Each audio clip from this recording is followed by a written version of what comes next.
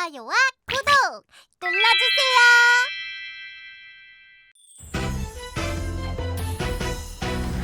조선의 모든 것 조선왕조실록 500년 조선을 만든 27명의 왕 우리 함께 열어볼까 시간의 문 금별쌤과 함께 어린이 조선왕조실록.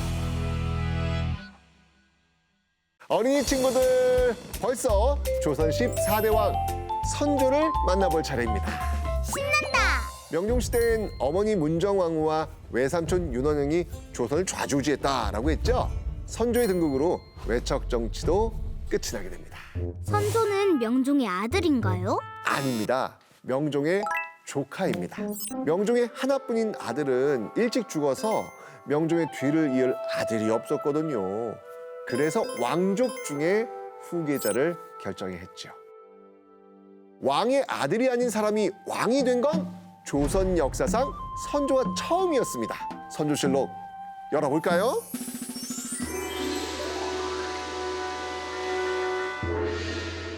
(1567년 7월) 선조가 14대 왕이 됩니다. 당시 조선은 새로운 정치에 대한 기대가 커진 상황이었죠. 선조는 이 외척 정치를 끝내고 새로운 정치에 시동을 겁니다. 문정왕후와 윤원영에 의해 쫓겨난 사람들을 다시 조정으로 불러들이죠. 오, 시작이 좋은데요? 선조는요, 성리학 이념에 따라 정치를 하고 싶었습니다. 살인파 선비들이 적극 등용되기 시작합니다. 그중에 김효원이라는 사람이 있었거든요. 이 김효원은 이조 전랑이라는 벼슬을 맡았는데요. 이 자리가 아주 중요한 자리였어요. 관리를 추천할 수 있어서 아주 힘 있는 자리였죠. 그런데 김효원이 이조 전랑이 되는 걸 반대하던 사람들이 있었습니다. 바로 심의겸이라는 사람이었죠. 왜 반대했어요? 김효원이 과거에 윤원영과 가깝게 지냈다는 이유였습니다. 심의겸과 김효원의 사이는 바로 이 때문에 완전히 틀어지게 됩니다. 갈라선 두 사람을 중심으로 조정의 신하들이 모여들었죠. 당시 심의겸의 집은 한양의 서쪽에 있었고 김효원의 집은 한양의 동쪽에 있었거든요. 그래서 두 사람을 따르는 무리를 각각 서인, 동인 이렇게 부르게 됩니다. 살인파가 서인, 동인으로 분리가 된 겁니다. 조선의 붕당 정치가 본격적으로 시작됩니다. 붕당 정치? 말이 너무 어려워요. 친구를 뜻하는 붕, 무리를 뜻하는 당. 붕당은 마치 친구처럼 뜻이 비슷한 사람들의 모임을 뜻하는 말입니다. 지역적, 학문적, 정치적 입장이 비슷한 사람들끼리 모여가지고 뜻을 함께한 정치 집단을 말합니다. 동인들 그 안에서도 또 엎치락 뒤치락하게 됩니다. 아이고, 머리 아파. 결국 동인은요, 남인과 북인으로 갈라서게 됩니다. 새로운 정치를 주장하면서 조선에 등장했던 살인파는요, 이후 내내 계속된 분열을 거듭하면서 조선 후기까지 이어지게 되죠. 일본에서 불어오는 전쟁의 기운. 여긴 조선이 아니네요? 네, 16세기 일본입니다. 선조의 신하들이 서인과 동인으로 나누어 갈등 국면으로 들어간 사이 일본에서는요, 새로운 움직임이 시작됩니다. 일본을 통일한 도요토미 히데요시, 그가 조선에 통신사를 요청하는 편지를 보냅니다. 통신사? 그게 뭐예요? 왕을 대신해서 다른 나라에 가가지고 왕의 뜻을 전하는 사람들이죠. 지금으로 치면 외교관이라고 할 수 있습니다. 그런데 선조는 편지의 내용이 무례하구나 라고 하면서 무시해버리죠. 금수의 나라 외국에 통신사를 보내지 않겠소. 그런데 도요토미 히데요시는요, 계속해서 파견을 요청합니다. 일본은 왜 통신사를 요청했어요? 조선 사람들도 몰랐어요. 당최 속을 알 수 없는 이 도요토미 히데요시. 조선에서는요, 일본의 분위기를 좀 파악해보자 라고 해서 통신사를 보내기로 결정합니다. 선조 23년 황윤길, 김성일, 허성 세 명의 통신사가 일본으로 향합니다. 통신사들이 만난 도요토미 히데요시는요, 아주 오만하고 무리하기 짝이 없었습니다. 게다가 선조에게 전하라는 그의 메시지 충격적이었어요. 우리가 명나라를 공격하려고 하니 조선은 무릎을 꿇고 도우라. 일본으로 떠난 지 1년 만에 조선의 통신사들이 돌아옵니다. 통신사들은요, 각자 보고 들은 것을 얘기하기 시작하죠. 그런데 서인 황윤길과 허성, 동인 김성일의 의견이 다릅니다. 대체 일본의 정세가 어땠길래 틀림없이 외변이 날 것이란 장계를 보낸 것이오. 통신수길이라는 자는 눈빛에 광채가 깃든 것이 담략과 지략을 갖춘 듯 보였사옵니다. 더욱이 전국을 통일한 직후라 자신감과 야심으로 가득 찬 것이 금방이라도 조선으로 쳐들어올 듯하여 싸웁니다. 그렇지 않사옵니다. 왜군의 시위 올 것 같지 않고 온다 해도 걱정할 것이 못되옵니다. 게다가 쥐 같은 풍신수길의 눈에 광채라니요. 일본 관백 풍신수길의 행동 거지는 분명 과장되고 허세에 가득 차 있었사옵니다. 각기 전혀 다른 동서인의 의견, 신하들도 동인과 서인으로 나뉘어 대립이 됩니다. 임금선조 깊은 혼란에 빠지죠. 선조는 결국 동인의 손을 들어줍니다. 전쟁의 위기감으로 민심을 어지럽게 만들기 싫었던 이유도 있었겠지요. 1592년 임진왜란. 1592년 임진년, 평화로운 부산 앞바다. 수상한 배들이 다가옵니다. 불과 5일 만에 5만 명의 일본군이 조선 땅에 쳐들어온 겁니다. 조선 건국 후 200년간 이어진 평화는 깨집니다. 전쟁이 일어난 겁니다. 부산진 첨사 정발과 동네 부사 송상현은 뒤늦게 군사들을 불러 모아 일본군에 맞섰지만 처참히 패배합니다. 일본군은 신식무기인 조총을 가지고 있었거든요. 보잘것없는 조선의 무기로 일본군을 막아내기란 역부족이었습니다. 일본군 거침이 없었어요. 부산을 지나 문경세제를 넘어 충주 코앞까지 장악한 일본군. 한양으로 가는 마지막 방어선인 충주까지 뚫리면 한양에 있는 왕의 목숨마저 위험한 상황이었습니다. 충주가 뚫리면 바로 이 한양이란 말이오. 선조는 신립에게 충주에서 무조건 일본군을 무찌르라 명합니다. 한양으로 오는 길목 충주 탄금대, 조선의 운명이 걸린 전투가 시작됩니다. 부하들은요, 신립에게 문경세제의 험한 산길을 활용해 일본군을 무찌릅시다 라고 이야기하죠. 그런데 신립은 정면 돌파를 선택합니다. 이 너른 들판에 진을 치고 일본군과 맞선 겁니다. 결과는 조선군은 처참하게 패배합니다. 이제 조선은 어떻게 해요? 조선의 운명은 바람 앞에 촛불처럼 위태로워집니다. 탄금대 전투의 패배로 선조는 피난을 결정합니다. 선조는 한양을 떠납니다. 탄금대 전투에서 패배한 지 이틀 만의 일이었습니다. 장강마마, 우릴 버리지 마시옵소서. 물러거라. 나라가 우릴 버리면 우린 누굴 믿고 살란 말입니까?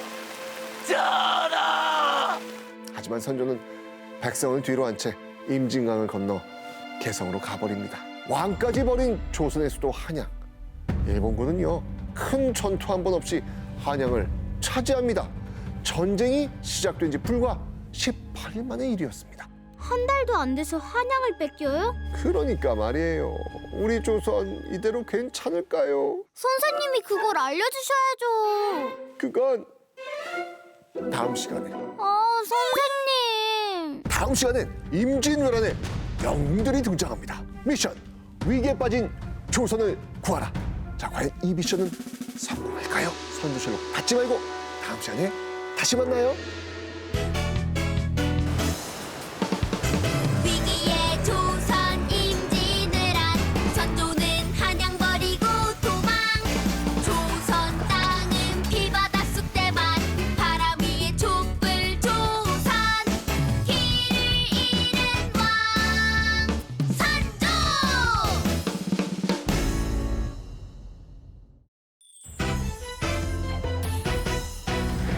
조선의 모든 것 조선왕조실록. 500년 조선을 만든 27명의 왕, 우리 함께 열어볼까 시간의 문. 금별쌤과 함께 조선왕조실록 1592년 임진왜란, 엄청난 속도로 조선의 땅을 차지하고 있는 일본. 불과 18일 만에 수도 한양을 함락합니다. 나라가 망할 수 있는 철체절명의 위기. 이때 영웅들이 나타납니다. 특명 위기의 조선을 구하라. 조선을 구한 영웅들. 선조는 한양을 버리고 평양으로 피난을 갔는데요. 일본군이 계속 북쪽으로 진군해 오니까 또다시 겁에 찔립니다. 그래서 평양에서 다시 의주로 피난을 간 것이죠. 그리고 명나라에 편지를 보냅니다. 제발 도와주세요. 바람 앞에 촛불. 조선.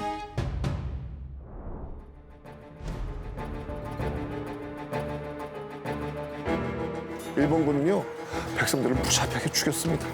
조선을 죽이고요, 코를 잘라갔는데요. 일본 본국에 조선인들의 코를 보내서 사람을 몇 명이나 죽였는지 자랑을 했답니다. 절망에 빠져있던 조선. 그런데 바다에서 희망의 빛이 보입니다. 그 빛의 주인공 바로 이순신 장군입니다. 이순신. 조선의 바다를 지키다. 육지에선 일본군이 날마다 승리를 거두며 승승장구하는데 이상하게 이 바다에선 힘을 쓰질 못하네요. 바다에서 치러진 모든 전투에서 이순신이 이끄는 조선 수군이 승리를 거뒀기 때문입니다. 일본은요, 바다에서 계속해서 패배하니까 군사와 함대를 한데 모아 조선 수군을 공격하기로 합니다. 1592년 7월 와키 작가가 이끄는 일본의 수군이 출격합니다. 경상남도 통영 앞바다에선 이순신과 군사들이 와키 작가와 일본군을 기다리고 있었죠. 일본군의 배가 바다로 들어오자 이순신과 군사들은 거짓 후퇴를 반복하면서 일본군을 한산도 쪽으로 유인하기 시작합니다.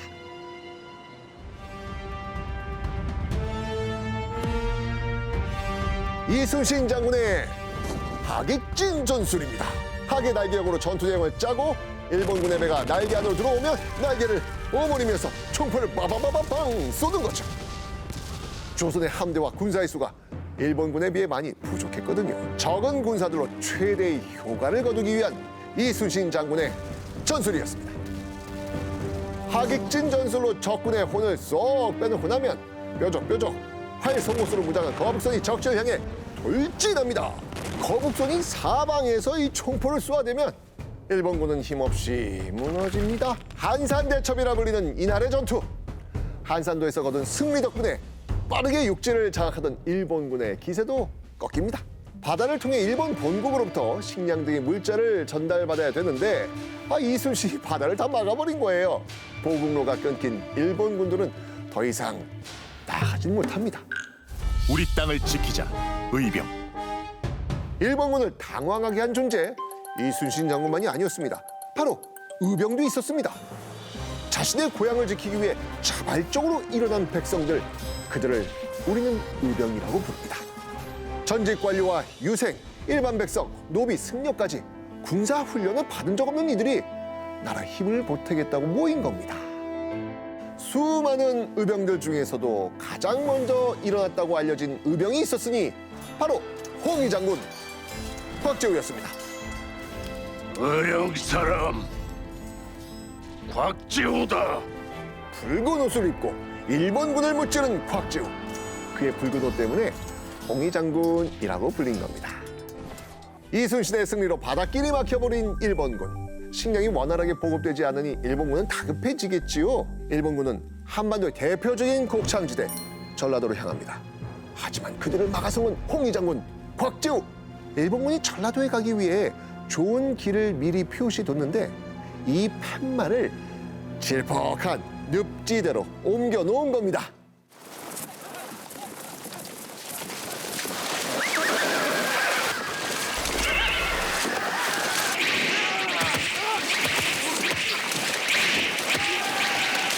곽재우를 비롯한 전국의 의병들은요, 눈부신 활약을 펼쳤죠. 우리 모두가 영웅. 행주대첩. 1592년 선조의 요청을 받은 명나라 군대가 조선에 들어옵니다. 명나라의 지원을 받은 조선, 남쪽과 서쪽에서 조금씩 일본군을 압박해 가기 시작합니다. 이때 이 한양으로 나가던 조선군이 일본군과 부딪힙니다. 권율은 전라도에서 군대를 이끌고 북쪽을 향해 올라오고 있었는데요. 하지만 일본을 이길 가능성은 크지 않았습니다. 권율이 끌고 온 군사는 2,300여 명, 반면 일본군은 무려 3만여 명. 1593년 3월 경기도 고양시에 있는 행주 산성에 도착한 권율 장군과 군사들, 일본군이 공격해오자 성 안의 모든 사람들이 일본군에 맞서 싸웁니다. 한 마음으로 승리를 위해 나선 것이죠. 우와! 마침내 일본군이 물러갑니다. 행주 대첩이 끝나고 일본은 전쟁을 끝내자면서 회담을 제의합니다. 하지만 일본의 무리한 요구로 회담은 무산됩니다. 그리고 1597년 1월 15만 명의 일본군이 다시 조선으로 쳐들어옵니다.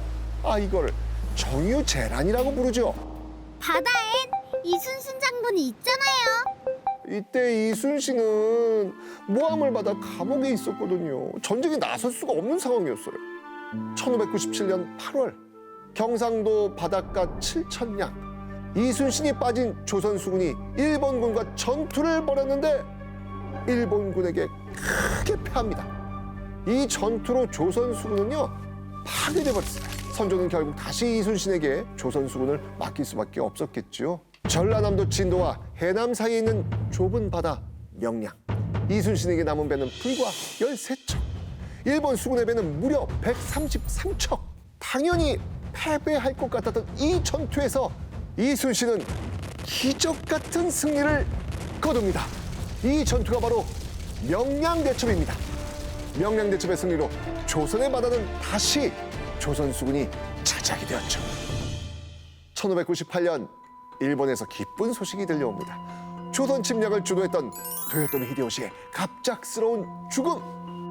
도요토미 히데요시가 죽고 전쟁도 길어지면서 일본군은 싸울 의욕을 잃게 됩니다.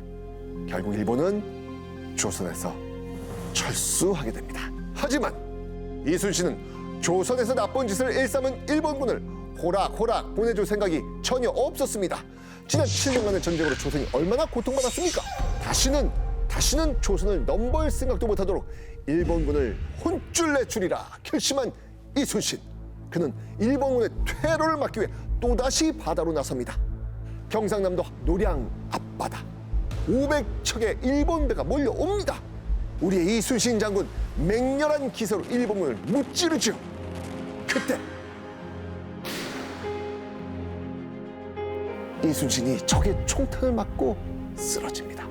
나의 죽음을 적에게 알리지 말라. 마지막까지 자신의 죽음이 군사들의 사기를 떨어뜨리고 전쟁의 결과에 영향을 미칠까 걱정했던 이순신은 이런 유언을 남기고 숨을 거두었다고 합니다. 결국 마지막 전투에서 승리한 이순신과 수군들 500여 척의 배 중 단 50여 척의 배만이 일본으로 돌아갈 수 있었습니다. 노량해전을 마지막으로 장장 6년 7개월간 이어졌던 임진왜란이 막을 내리게 됩니다. 하지만 조선은 막대한 피해를 입게 됩니다. 전 국토가 망가졌고요. 수많은 백성들이 삶의 터전을 잃었죠. 일본의 노예로 끌려간 백성들도 많았습니다. 임진왜란이 끝나고 선조는 무너진 나라와 무너진 신뢰를 회복하기 위해 애를 썼지만 결국 1608년 세상을 떠납니다. 조선은 그의 즉위 기간을 중심으로 조선 전기와 조선 후기로 나눌 수 있는데요. 이제 다음 시간부터는 조선 후기의 이야기가 시작됩니다. 그럼 선조실록 끝!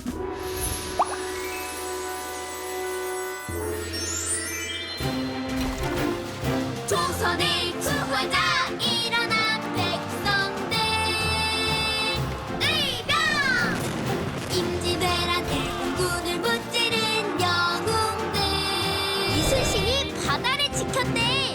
임진왜란의 영웅들 기억하자.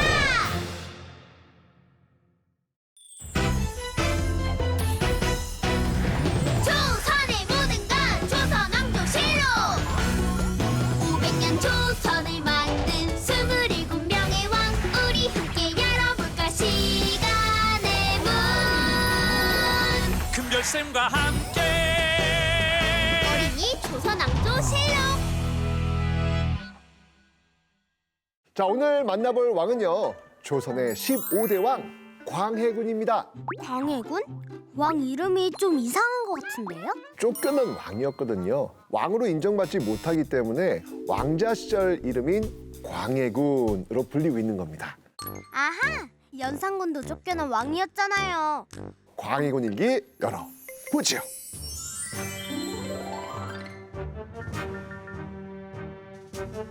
(1592년) 일본이 조선을 침략하면서 시작된 전쟁 임진왜란.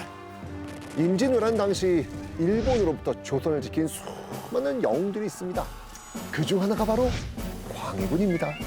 광해군은 쫓겨난 왕이라면서요. 그런데 영웅이라고요? 피난을 떠난 아버지 선조를 대신해서 조선을 이끌었기 때문입니다. 1592년 일본군이 한양 호합까지 쳐들어오자 이 선조가 한양 궁궐을 버리고 급하게 피난을 떠납니다. 피난을 떠나기 전 세자를 부랴부랴 정하게 되죠. 그가 바로 광해군입니다. 임진왜란 동안 이 세자 광해군은요, 분조를 이끕니다. 분조가 뭐예요? 조정을 둘로 나눈다는 뜻인데요. 하나는 왕인 선조, 하나는 세자 광해군이 이끌게 되는 겁니다. 이 시도 한번 보시죠. 임진왜란 중 선조와 광해군의 이동 경로를 표시한 지도인데요. 선조는요, 일본군을 피해서 자꾸 위로 피난을 갔던 반면 광해군은요, 적들 사이로 들어가는 정면 돌파를 택합니다. 선조가 피난을 떠나고 난 후 왕에게 버려졌다고 생각했던 백성들에게 광해군의 존재 큰 힘이 되었겠죠. 강력한 경쟁자의 등장. 마침내 이 7년간의 전쟁이 끝납니다. 하지만 광해군의 세자 자리는 위태로워집니다. 엥? 왜요? 광해군의 세자 자리를 위협하는 강력한 경쟁자가 나타났거든요. 저 아기가 광해군의 경쟁자라고요? 선조의 첫 번째 왕비가 죽고 새로운 왕비가 된 인목왕후. 이 선조와 인목왕후의 사이에서 늦둥이 왕자 영창대군이 태어난 거예요. 영창대군은요, 선조의 유일한 적장자였거든요. 적장자가 뭐예요? 정식 왕비가 낳은 첫 번째 아들을 말합니다. 광해군은요, 정식 왕비가 아닌 후궁에서 난 아들이라서 영창대군에 비해 정통성이 부족했거든요. 영창대군을 지지하는 신하들과 광해군을 지지하는 신하들로 조정은 나뉩니다. 드디어 적장자가 태어났습니다. 적장자 영창대군으로 세자를 바꿔야 합니다. 광해군은 똑똑하고 영리한 데다 전쟁 중 큰 공을 세웠습니다. 세자는 계속 광해군이어야 합니다. 그런데 선조가 갑자기 세상을 떠나고 맙니다. 후계자에 대한 명확한 언급도 없이 말이죠. 결국 세자였던 광해군이 왕의 자리를 이어받습니다. 드디어 광해군이 조선의 제15대 왕에 오르게 된 겁니다. 조선을 복구하라. 왕이 된 광해군은요, 전쟁으로 엉망이 된 나라를 복구하기 위해 애쓰지요. 특히 백성의 부담을 덜어주는 데 가장 큰 공을 들이는데요. 광해군표 개혁의 핵심 대동법을 실시합니다.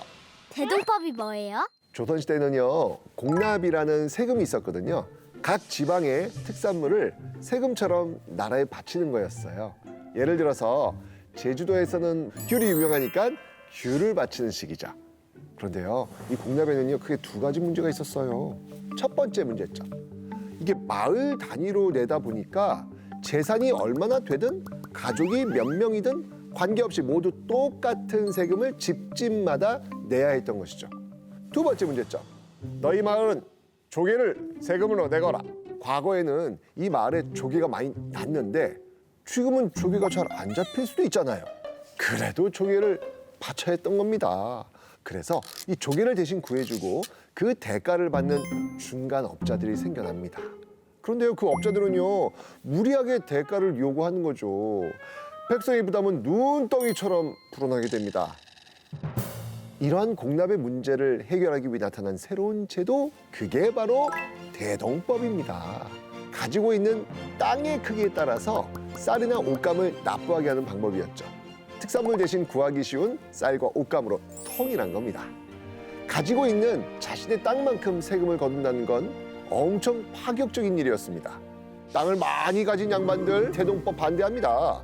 반면 땅을 적게 가지고 있는 일반 백성들은 대동법을 반겼겠죠. 와, 광해군은 참 좋은 왕이네요. 이 대동법은요, 꽤 훌륭한 개혁이었습니다. 그런데요, 광해군이 백성들의 지지만 받은 건 아니었어요. 그 왕실의 위엄을 살려야 된다면서 임진왜란으로 불타버린 궁궐 경복궁을 다시 짓기 시작합니다.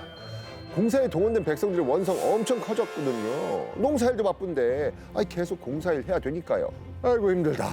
점점 지쳐갔겠죠. 광해군의 줄다리기 외교. 1619년 3월 조선의 장수 강홍립이 후금의 장수를 찾아갑니다.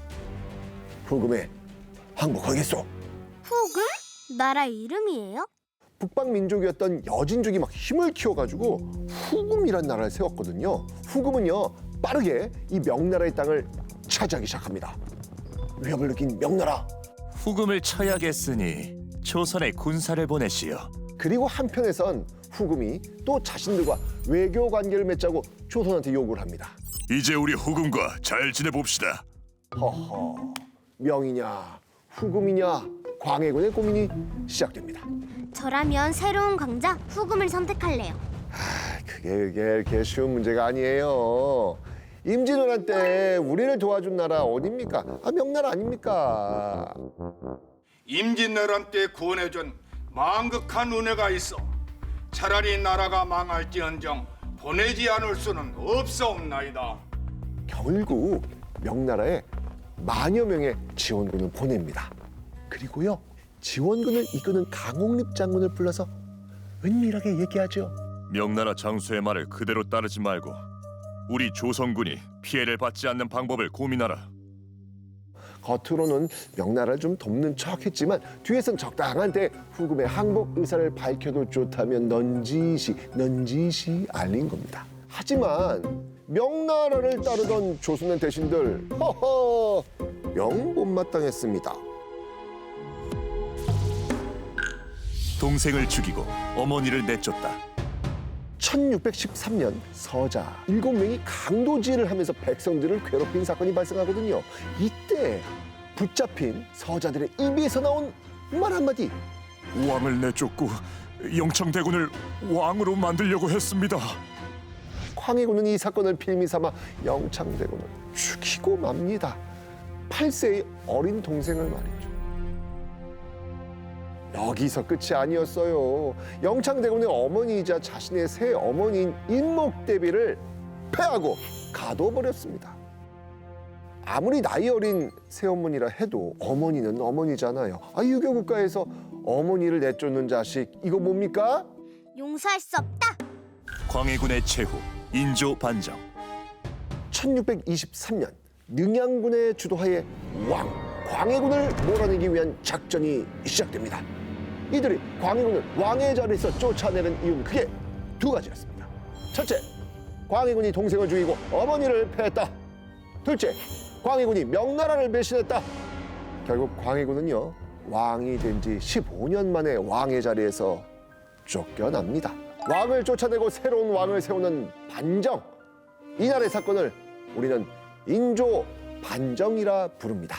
쫓겨난 왕 광해군은 18년의 유배의 생활 끝에 1641년 제주도에서 생을 마감합니다. 광해군은 두 얼굴의 왕이었어요. 중립외교를 펼치면서 전쟁을 피할 수 있게 노력한 왕이었지만 또 반면에 자신의 그 권력을 위해 동생을 죽이기까지 했던 매정한 왕이기도 했습니다. 이 광해군은 좋은 왕일까요? 나쁜 왕일까요? 여러분의 생각은 어떠십니까? 그럼 광해군 얘기 끝!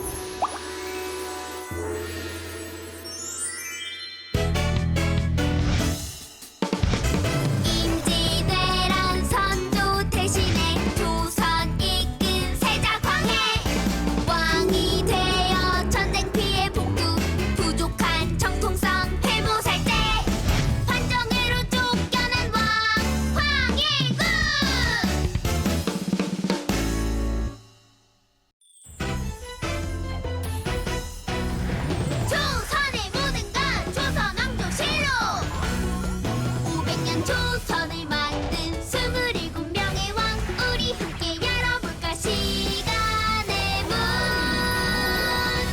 쌤과 함께 어린이 조선왕조 실록.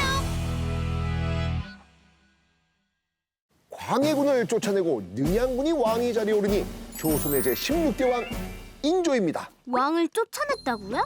반정, 왕을 쫓아내고 새로운 왕을 세우는 일을 말하는데요. 인조는 왜 반정을 일으켰나요? 그건 잠시 후에. 아, 쌤! 자, 그럼 인조실록 한번 열어봅시다.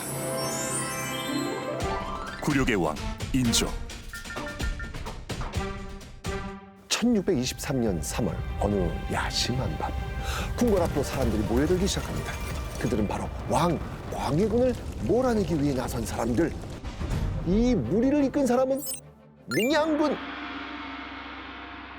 반정의 가장 큰 명분은 광해군이 동생인 영창대군을 죽이고 새어머니 임목대비를 궁궐에 가뒀다는 것이었습니다. 조선에서 아주 중요하게 생각하던 유교 윤리에 어긋나는 불효를 했기 때문이죠. 게다가 명나라는요, 임진왜란 당시에 조선을 도와준 나라였는데 명나라에 대한 의리를 지키지 않고 오랑캐 나라 후금과 외교 관계를 맺은 것, 이런 것들이 바로 이날 반정의 주된 이유였습니다. 반정은 성공합니다. 능양군은 조선의 16번째 왕이 됩니다. 명과 친하게, 후금은 멀리. 명나라와 후금 사이에서 적절하게 필요한 것을 취하던 광해군의 중립 외교. 하지만 인조가 왕이 된 후 조선은 중립 외교 정책 버려버립니다. 인조가 반정을 일으킨 이유 중 하나가 중립 외교인데 계속 중립 외교 이어갈 리 있다 없다? 없다. 명나라와 친하게 지내고 후금을 멀리한다. 후금은요, 자신들을 무시하고 명나라만 따르는 조선에 점차 불만을 가지기 시작합니다. 후금을 멀리한 대가. 1627년 1월 매서운 칼바람을 뚫고 후금의 병사들이 드디어 모습을 드러냅니다. 임진왜란이 끝난 지 고작 30년, 조선의 짧은 평화는 또다시 깨지고 맙니다. 이 전쟁을 정묘호란이라 부르지요. 3만의 군대를 이끌고 거침없이 진격한 후금. 조선의 군대는 후금을 상대하기엔 역부족이었습니다. 평안도의 의주성이 하루 만에 후금군의 손아귀에 넘어갑니다.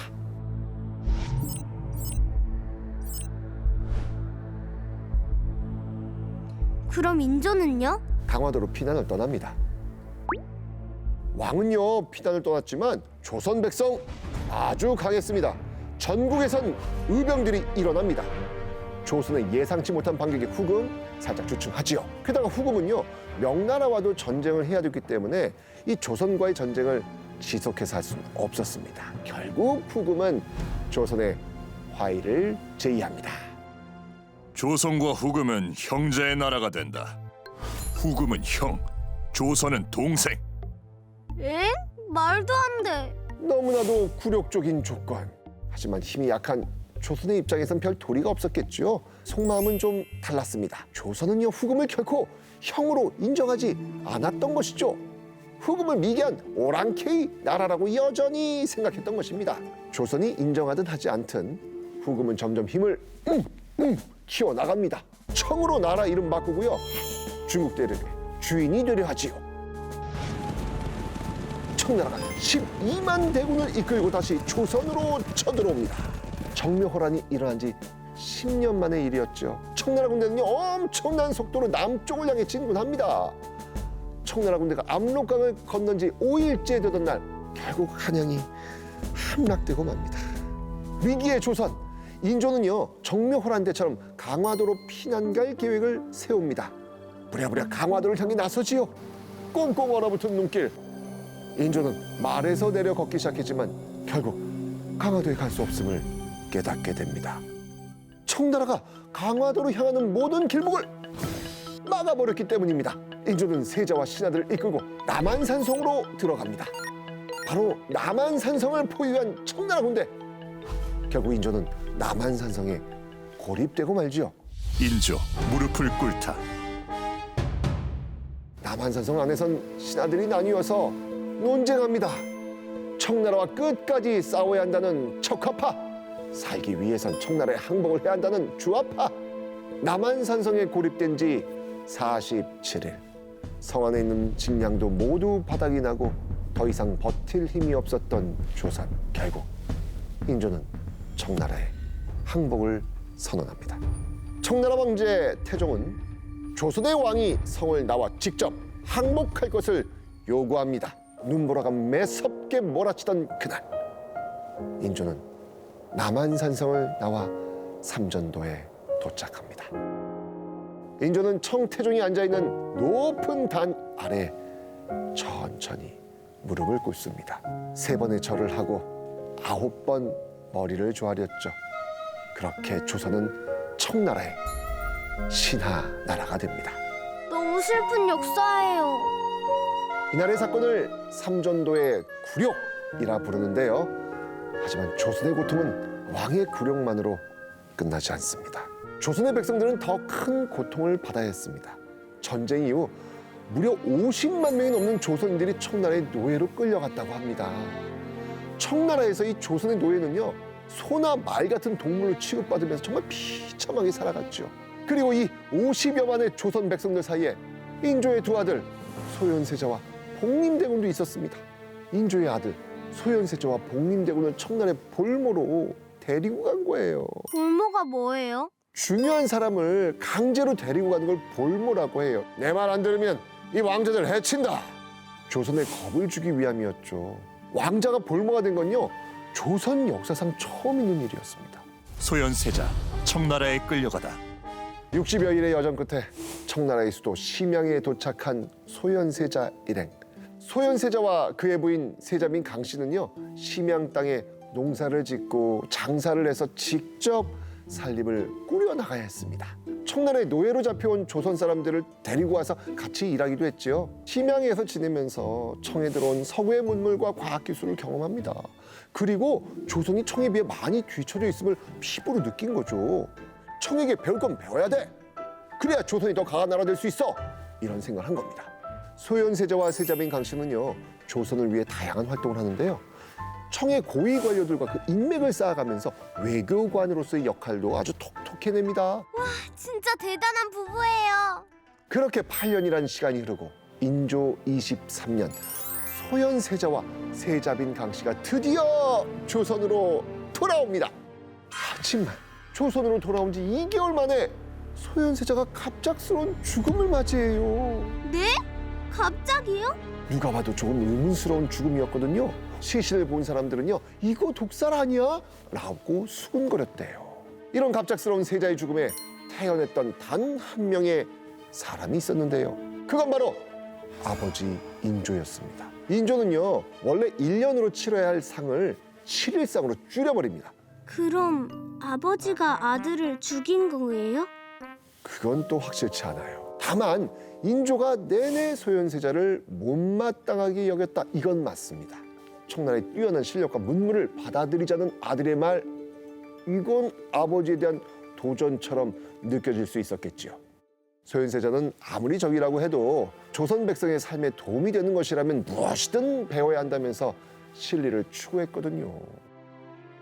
자, 그렇게 소현세자가 의문 속 죽음을 맞이하고 4년 후인 1649년, 인조도 눈을 감습니다. 병자호란 이후 인조는 청에 무릎 꿇은 자신의 모습을 곱씹고는 자주 화를 내며 지냈다고 합니다. 인조는 마음속에 울분이 거듭한 채로 그렇게 삶을 마무리하게 된 겁니다. 인조실록 끝!